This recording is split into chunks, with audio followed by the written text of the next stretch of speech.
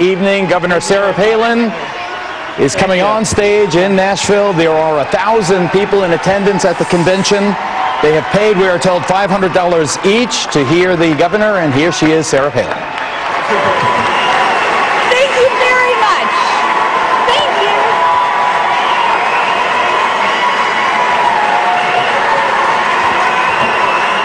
Thank you so much. God bless you.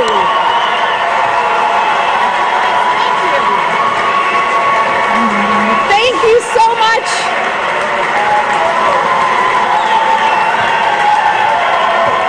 I am so proud to be an American.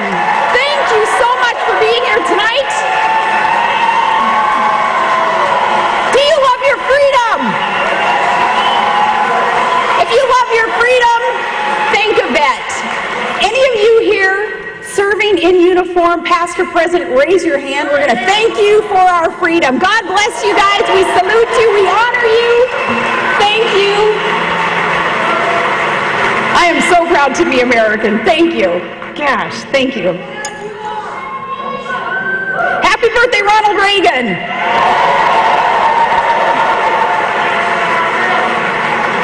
Well, a special hello to the C-SPAN viewers. You may not be welcome in those healthcare negotiations, but you have an invitation to the Tea Party.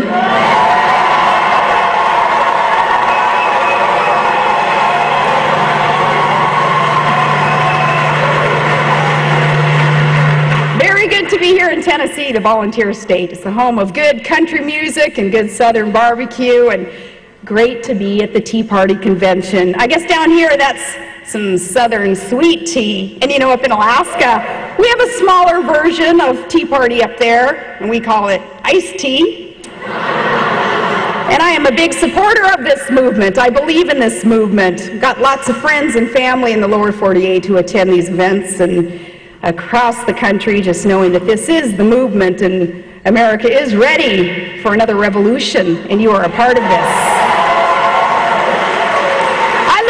To attending more Tea Party events in the near future. It is just so inspiring to see real people, not politicos, not inside the Beltway professionals, come out and stand up and speak out for common sense conservative principles.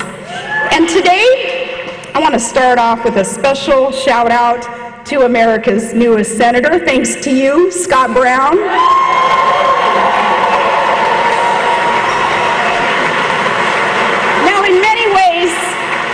Scott Brown represents what this beautiful movement is all about. You know, he was just a guy with a truck and a passion to serve our country. He looked around and he saw that things weren't quite right in Washington.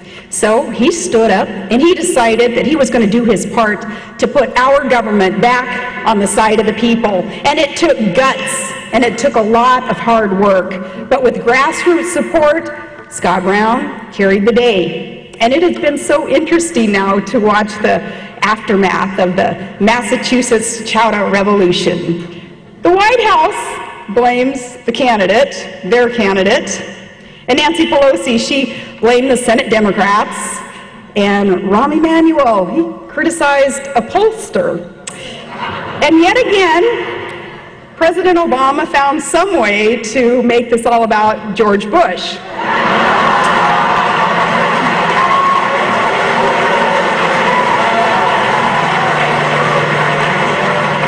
You know, considering the recent conservative election sweep, it's time that they stop blaming everyone else. When you're 0 for 3, you'd better stop lecturing and start listening. The only place that the left hasn't placed the blame is on their agenda. So, some advice for our friends on that side of the aisle. That's where you gotta look, because that's what got you into this mess. The Obama-Pelosi-Reid agenda, it's going to leave us less secure, more in debt, and more under the thumb of big government. And that is out of touch, and it's out of date. And if Scott Brown is any indication, it's running out of time.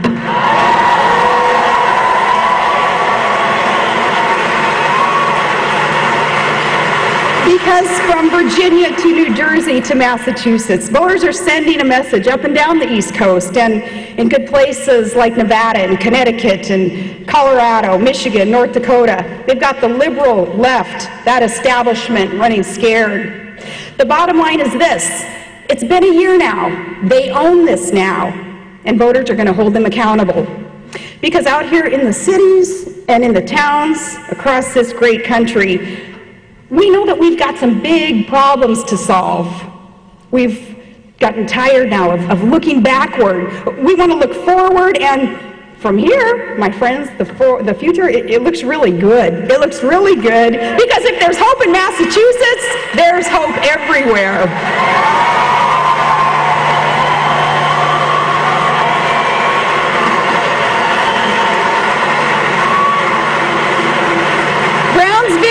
It's exciting, and it's a sign of more good things to come. A lot of great common sense conservative candidates, they're going to put it all on the line in 2010. This year, there are going to be some tough primaries, and I think that's good. Competition in these primaries is good. Competition makes us work harder and be more efficient and produce more. And I hope you'll get out there and work hard for the candidates who reflect your values, your priorities, because despite what the pundits want you to think, contested primaries aren't civil war. They're democracy at work, and that's beautiful.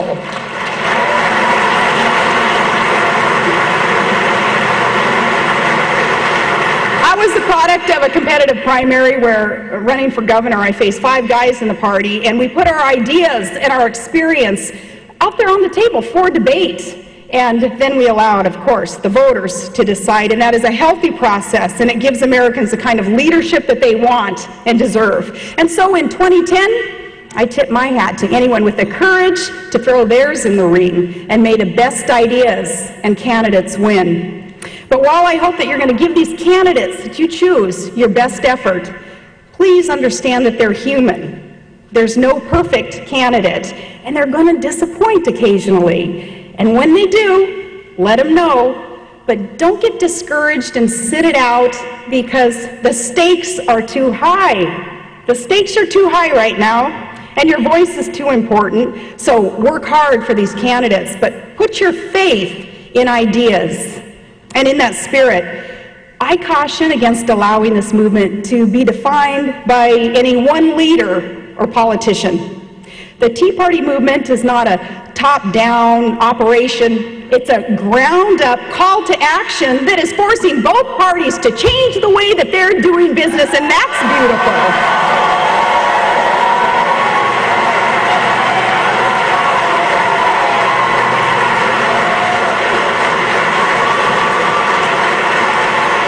This is about the people. This is about the people, and it's bigger than any king or queen of a Tea Party, and it's a lot bigger than any charismatic guy with a teleprompter.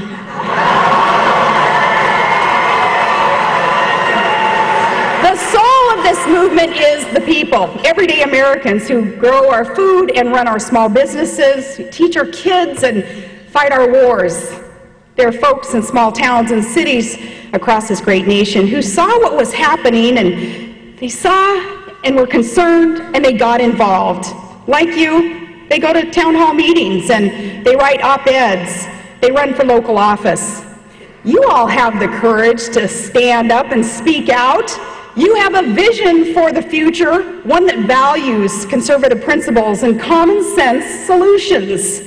And if that sounds like you, then you probably, too, are feeling a bit discouraged by what you see in Washington, D.C. Now, in recent weeks, many of us have grown even more uneasy about our administration's approach to national security. The most important role ascribed to our federal government, let me say, too, it's not politicizing our security to discuss our concerns, because Americans deserve to know the truth about the threats that we face and what the administration is or isn't doing about them. So let's talk about them. New terms used, like overseas contingency operation instead of the word war, that reflects a worldview that is out of touch with the enemy that we face. We can't spin our way out of this threat. It's one thing to call a pay raise a job created or saved. It's quite another to call the devastation that a homicide bomber can inflict a man-made disaster. And I just say, come on, Washington, if nowhere else. National security, that's one place where you gotta call it like it is.